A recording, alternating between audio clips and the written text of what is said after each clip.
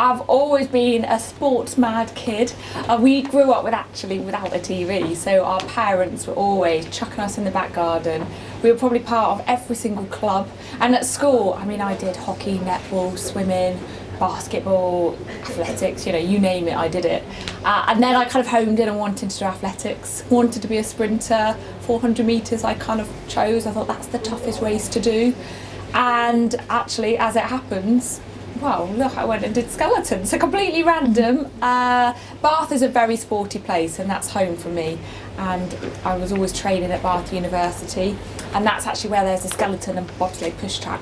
So I kind of just took myself along and had a go one day, and then, yeah, I guess became a skeleton athlete. Being a sports athlete or retired athlete or anyone who's just interested in sport, I think it has so many benefits. Obviously, you've got the physical side, keeping your body fit, your muscles toned, you know, your heart pumping and being fit, and then you've got the mental side that sport gives you. You're, you know, releasing all those endorphins. You're releasing all that energy and, you know, those good vibes, and mentally you get that release. And I think if you've had a hard, stressful day at work, run around the block for 30 minutes and how much better do you feel? And waking up, doing a morning yoga session, starting the day off in that real positive light and feeling, and doing meditation, I think is really important. You know, stop going to the doctors, just go to a gym or join a class or do something like that, and you'll get so many benefits. Another benefit of doing sport, and a lot of things that we used to do as athletes, was using water therapy, using heat and cold actually as part of our recovery. So I used to fill up bathtubs of ice cubes and cold water and sit in it and freeze, or even a frozen lake actually I've been known to cut, you know, well, smash a hole in. And so water, whether it's hot or cold, it's got so many benefits for your muscles and as an athlete, or for a non-athlete actually. The relaxation you can get from sitting in a hot tub, sitting in a jacuzzi. You've got so many other benefits as well, from, you know, that kind of mental wellness and, you know, almost like calm and de-stressing at the end of the day, whether it's actually because you've just gone and done a hard training session, or you've just had a tough day in the office, sat at your desk all day, to sit in a jacuzzi with some jets on your back, kind of, you know, relaxing your posture and switching your brain off at the end of the day. I mean, what more could you want? Now, as a retired athlete, my training regime is quite different. I used to train 2-3 times a day, every day. You had your summer life, your winter life. The summer one was in the gym, lifting weights and doing core stability, sprint sessions, push sessions. And now I'm plagued with injuries, so I am head to toe pretty much broken.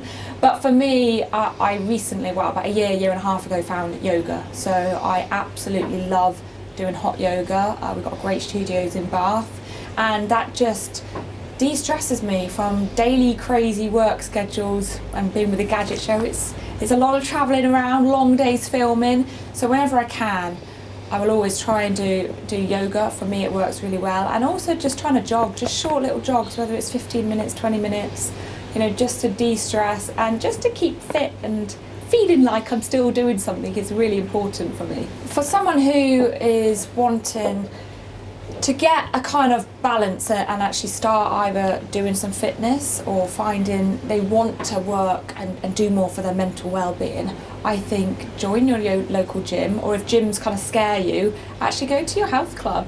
Go somewhere where you could sit in a sauna, in a jacuzzi. Use that as a kind of calming way. You can stretch in that jacuzzi, it's warm, it's hot water, and think outside the box. You don't actually have to be in a gym lifting weights to be fit and to have a positive spin on your life, whether that's meditation on your own in a quiet space, you know, for 5 minutes when you wake up, or whether that is taking yourself to a yoga studio, to a Pilates studio, or actually join the local health fitness, whether that's actually attached to a hotel or something if you can. You know, just whatever it might be. I think it's really different for many people. It might just be having a hot bath. If you've got a bath that's a little sort of jacuzzi bath, put on the bubbles, and at the end of the day it just needs 5 minutes to de-stress, and I think the positives of that are huge on your whole entire life. I think it's always hard when it goes into the winter months. It's dark, it's dreary, it's rainy, it's wet. It is always hard to get motivated to go out, and as an athlete you just accept it, you get on with it, that's your life. But not being an athlete, and I'm in the same situation as everyone else now, I've retired, you still want to keep fit, and yet it's dark at 4 o'clock. But I think you've got to remember why you're doing it, and you never regret it. You never regret going for that little jog or going to the swimming pool or whatever it might be. You always feel good afterwards. You're releasing all those happy, endorphins, and the benefit of that, you've just got to do it to remind yourself why it feels so good. But yeah, I mean, we all have bad days that we just cannot be bothered, but just don't have a bad week and a bad month and a bad year. Just, allow yourself 1 or 2 days of the week just to be like, nah, it's not happening. But you know what, even if it's just 5-minute sit-ups before, in the ads, or every ad before whatever your favourite TV show is, just do some stretching on the floor, do a few sit-ups, do a few press-ups, just something to keep yourself going and ticking over, and you'll always be smiling and grimacing at the same time. I think injury prevention as an athlete, is key. Your whole life is about protecting your body. You train so hard. The recovery and keeping stretching, keeping your body in one piece is really important. So for us as an athlete, it was the stretching sessions. It was doing all those core stability, all those little exercises. It was doing recovery sessions, be it in a sauna stretching, or if you had a hot tub or jacuzzi. It was looking after your body in all other ways apart from just being in the gym. Eating well, the effects of food and eating healthily and having all your fruit and veg, it's really true. You need all of that and your protein to build your muscles, and I think your general well-being. I was always in bed really early, making sure I got all my sleep. It's a bigger picture to keeping your body healthy, and yeah, each little bit of that picture counts to your recovery and keeping yourself strong mentally and physically. The one positive when you do retire as an athlete, I think, is that you can allow yourself cheat days. You don't have to train every day because you don't need to, and you don't feel, you're not competing anymore. But I think it is hard, especially in that transition phase when you retire. You feel guilty for not training, and I think it's in you. You have to do something. And admittedly, my diet is not as good as it used to be. I never used to touch cakes, ice cream, chocolate, wine, alcohol. Now, yeah, you know what, I will. But on the flip side, if I want to have a slice of cake or whatever, I'll make sure the next day I will do some exercise. So I think it's hard. But then it's, if you're busy working, you got training schedules. Today I was up at 5:30 to be here. I won't get home till goodness knows what time. Working out is not going to happen. So you can't beat yourself up for it, and it's just making sure that when you do have a few hours free of a morning, then actually go out, do some exercise, buddy up with someone. I've got my running buddy who lives a few doors down, and I help her training when she's taking the kids to school. We buddy up and we encourage each other, and I think actually that's really important to be able to do that. I can't believe it has been 5 years since I won my gold, and it's funny because you don't really think about it, but for skeleton, we knew that someone had to win a gold medal in Vancouver Olympics to keep the funding going and to keep it there for the next one. And luckily in Sochi, we got another gold medal. And I think in sport, it's hard, especially in winter sport. You have to prove that you can get those medals to keep the funding. And yet if you don't have the funding in the first place, you can't get the medals. I think Vancouver and the gold there definitely put winter sport out there. The coverage that we had in Sochi in 2014 was much bigger with the coverage with BBC, and I was out there commentating on it all, and I think everyone comes to me like, we love watching winter sport, we want to see more on TV.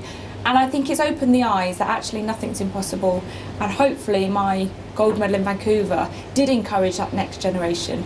And Lizzie Arnold, who won it in Sochi, did say, Amy winning proved to her that it wasn't impossible, and look, she went and got a gold. So I hope it's been a positive aspect and you're a positive role model for young athletes, young sports people, and to prove that Great Britain, we can win medals in winter sports.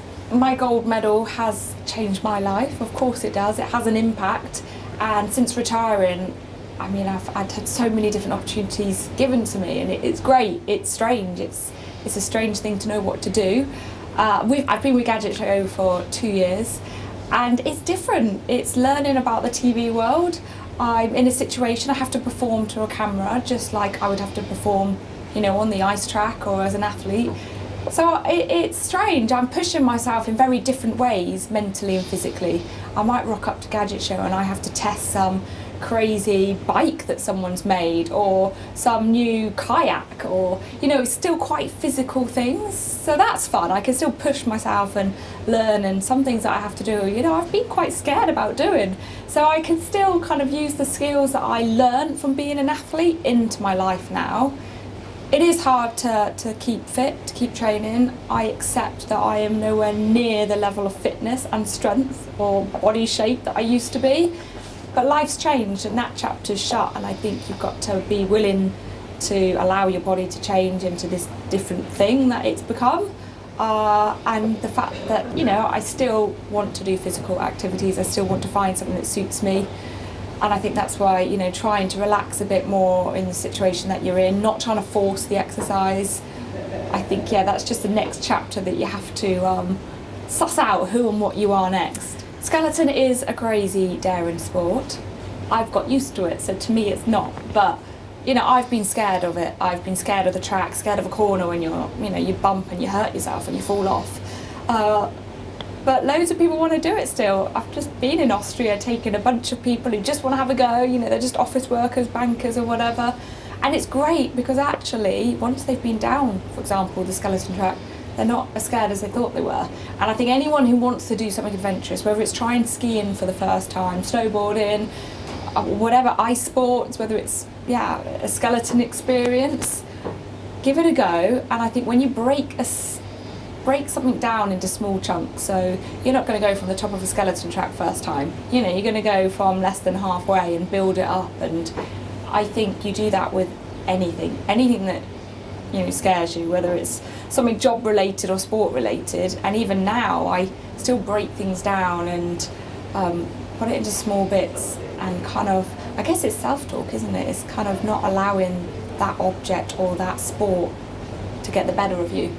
And I think in skeleton, when you were scared of a certain track, you had to sort of self-talk and do that psychology and think, no, I'm not going to let that track scare me, and I'm going to break it down and get a bit of reality and realism into things, and have respect for what you're going to do. But I'll just go out there and try it and you'll be surprised.